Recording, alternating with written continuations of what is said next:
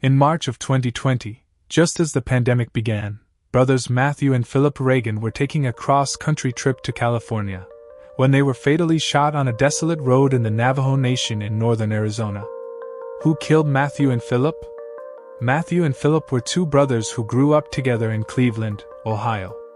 In 2020, 39-year-old Matthew was raising his own children, 5 boys, ranging between the ages of 2 to 10, with his wife Faye, who was his high school sweetheart. The couple met in high school, and Faye stated that the connection was instant and intense, and they had continued to date throughout college, waiting to marry after Faye obtained her degree in nursing.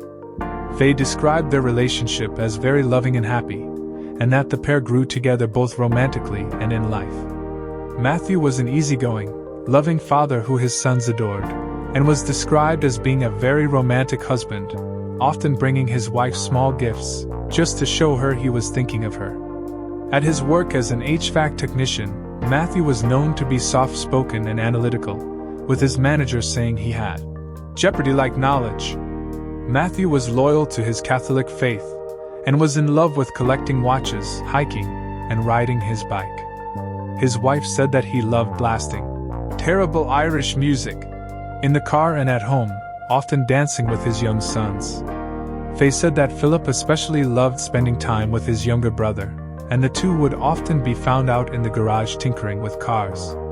Whenever the family of 7 would go out for family outings, Matthew would always invite Philip along. 29-year-old Philip was an adoring uncle to his 5 nephews, and they called him Uncle Phils. He was described as being full of energy when he was around the boys and would often build igloos with them. He showered his nephews in candy and presents around Christmas time, and was known to tease them as if they were his younger brothers, with sarcasm and wit, making them laugh. Philip was known to be very loyal and helpful to those around him, and he had the tendency to always go out of his way for people, and always had a smile while doing so.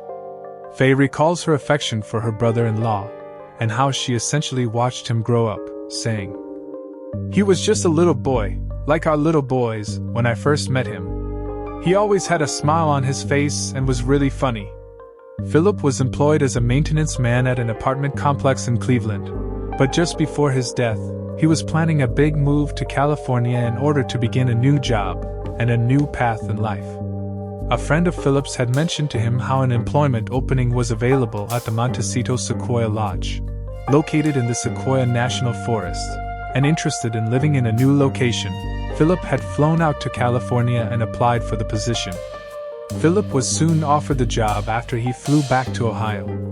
He decided that he would give the job a shot, and planned to work there for at least 1 year, and if he enjoyed it, he considered staying on as an employee for longer.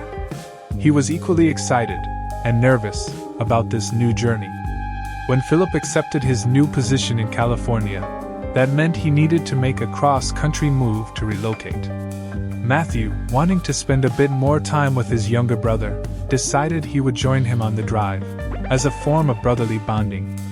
They encouraged this decision, knowing how much Matthew was going to miss his younger brother while he was away. The two planned to visit popular tourist destinations along the way, and take in the sights that the journey had to offer, following along the famous Route 66. On March 17, 2020, Philip had dinner with Matthew and Faye, and he was feeling very anxious about his move to California. He had never lived outside of Ohio before, and it had made him nervous. He said to Faye a handful of times that evening, "I'm jobless and I'm homeless, so I have to go." Philip was thankful for his brother joining him on his long drive, and the two spent the rest of the evening planning out their travel route. They wanted to drive Route 66, and specifically wanted to see Spider Rock and Canyon de Chelly in the Navajo Nation, Arizona. This route would fatefully take them through Sawmill, Arizona, on their way to Spider Rock Campground. In the early morning hours of March 20th, the brothers set out for their trip in Philip's black Ford Escape, with Faye and her sons seeing them off. The plan was that the brothers would go at their own pace out to California, visiting the landmarks along their way, and that Matthew would fly home the following Tuesday. What no one knew at the time was that due to COVID, Canyon de Chelly, and all the national parks within the Navajo Nation were now closed and no longer accepting visitors. A stay-at-home order had been issued in the area, while the Trump administration and the CDC told Americans that there was no limitations for travel at the time and that people should go about their daily lives. This didn't account for what the Navajo Nation independently decided to do, which was to close their parks for the safety of their community. In fact, all federal parks in the nation were open to the public at this time, except the parks in the Navajo Nation, so Matthew and Philip may not have known that the parks were even closed before they set off on their trips, with their plans in mind. On the very same day that Matthew and Philip were leaving Ohio, the Navajo Nation issued a stay-at-home order for all residents. Faye mentioned she had a nervous feeling at the time, but wasn't quite sure why and ultimately brushed it off, waving as her husband and brother-in-law set out for their trip. On the very first day of the drive, the brothers traveled for 16 long hours, ending the day in Shamrock, Texas. Matthew sent his wife a picture of him and Philip standing in front of a Conoco gas station, the garage that was made popular in the Disney film Cars. He was eager for Faye to show their boys, thinking they would be excited to see it since they liked the movie. Faye recalled noticing how tired Matthew had looked, knowing that instead of stopping in Oklahoma as they had planned, they pushed all the way through to Texas on the first leg of their trip. Faye told Matthew to get a good night's sleep and that she loved him and would speak to him the next morning. The next day they set out to cross the Texas-New Mexico state lines, where communication became spotty and sporadic between Matthew and Faye. It seems the brothers made one quick stop at the Blue Hole in Santa Rosa, a popular swimming destination. Philip and Matthew were pushing to get to Spider Rock before sunset, and still had a ways to go. At 4:26 p.m. Eastern Standard Time, Faye would receive her final communication from her husband, a photo of a train passing through the southwestern landscape. As the evening wore on, that nagging, uncomfortable feeling returned to Faye. She hadn't heard from her husband in hours, but assumed they may just be pushing through New Mexico into Arizona. Around 6 p.m. that evening, Matthew and Faye's 6-year-old son Patrick had attempted to Skype his father, but no one had answered. Faye found this unsettling because Matthew had always been good at staying in touch with her and the boys when he was away, and would never miss an opportunity to say goodnight to the children. 2 hours later, with still no word from Matthew, Faye's worry began to intensify. Faye began to call around to hotels, campgrounds, and hospitals throughout northern Arizona to see if her husband and brother-in-law had checked in anywhere, but no one had seen them and there was no record of them staying anywhere. Faye tried to calm her nerves despite her anxiety growing. She later stated, "I was like, just wait a minute, they're probably making that last push like they did the night before, and they're probably just getting to wherever they're staying, and then they're gonna call you or they're gonna Skype." On the other side of the country, in Sawmill, Arizona, a small town in northern Arizona with a population of 706 people in 2020, Matthew and Philip were reportedly last seen alive around 3 p.m. that Saturday. At some point during their drive on Navajo Route 7, passing through Sawmill, their vehicle got stuck in the mud and snow in a ditch, about 2 miles away from the Sawmill Express convenience store. The men began to walk in the direction of the store, in order to get help with pulling their car from the mud. The men hadn't even made it half a mile into their walk, when they crossed paths with a killer, and were fatally shot. A woman who was driving by a short time later to collect firewood discovered their lifeless bodies, partially in the roadway, and had to drive further into town to get service in order to call the authorities. Navajo police were first to arrive on scene, noting each man had multiple gunshots wounds, which had been fired at close range. Later, the Apache County Sheriff's Office would arrive on scene, where this was deemed to be a homicide. The FBI would take over the investigation, as the men were not Native Americans, and the Navajo Nation is a sovereign nation. A news article describes the situation this way. When crimes happen on the reservation, the race of the suspects and victims, and the severity of the crime, determine who has jurisdiction. The brothers were not Native Americans. Authorities were able to identify the victims as Matthew and Philip by running the license plate from the vehicle to the database, which returned back as registered to Philip. Due to the temperature dropping as night approached, and the fact that the sun was going down, Police made the decision to halt the investigation for the night and resumed the next morning to search for evidence around the crime scene. When daylight approached, officers were back on scene and noted that it appeared that the vehicle had slid on ice and into the ditch, where it had gotten stuck in the mud. Handprints on the car had all come back to Matthew and Philip, most likely due to them attempting to push the Ford Escape out of the mud and back onto the road. No other fingerprints had been found on the vehicle that had belonged to anyone else. They also noted that the vehicle had not been tampered with in any way, that the car was still locked, and no damage had been done to the vehicle other than from what had occurred when it slid into the ditch. When Sunday morning rolled around, Faye was beyond worried. She began to call her husband every hour, on the hour, receiving no answer or reply. When calling wasn't enough, she drove to her father's home, where the two decided she should contact authorities in Arizona. She headed back to her own home, and while she was preparing to run a quick errand, her doorbell rang. I walked up the stairs into our living room and I could see the two policemen through the front door windows, she said. At that moment, I knew something was terribly wrong. I felt that way for the whole day. I answered the door and I talked to them. They were very kind. The officers told her that she needed to call the Apache County Sheriff's Office in Arizona, and that her husband had been found deceased. Knowing that Philip wouldn't have left Matthew, she asked if Philip had been found as well. They again urged her to call the authorities in Arizona.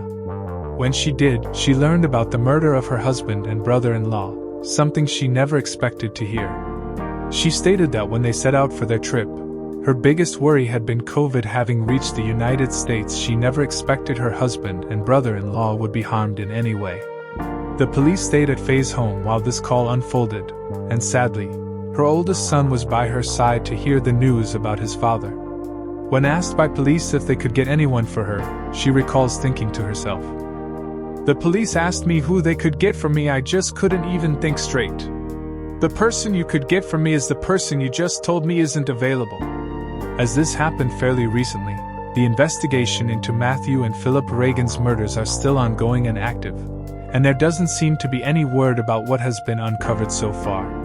Robbery was considered as a possible motive for the deaths, but the motive itself has not officially been determined, and it has been said that nothing was taken from the car or the bodies of Philip or Matthew.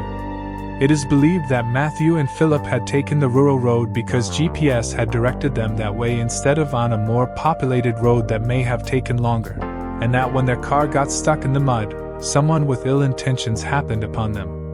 Faye stated that it wasn't like her husband to take such desolate roads, however, and finds it strange that they were so far off the beaten path, with main highways being quite a far distance away. Authorities working on the case has stated that while the road is quite rural, and it is only paved for a part of the way before it turns into a dirt road, which is mostly used by locals, there have been instances where GPS had navigated other tourists down that road in order to lead them to Spider Rock. With limited leads, police turned to surveillance video that had been obtained from the convenience store in Sawmill. It showed that Matthew and Philip had passed through Sawmill at around 3 p.m. that day, which led them to determine the time of their deaths were between 3 and 6 p.m. The surveillance video showed that no altercations between the men and anyone else had occurred at the store, and it didn't appear that anyone had been following them at the time. Police were able to identify and track down any individual who had visited the store leading up to the murder or shortly after, and speak to them. One individual they had spoken to had a criminal record, and they felt that he might have been a good candidate as a potential suspect of the shooting. This individual was thoroughly interviewed, and in the end they determined that he had nothing to do with the murders and he was cleared as a suspect.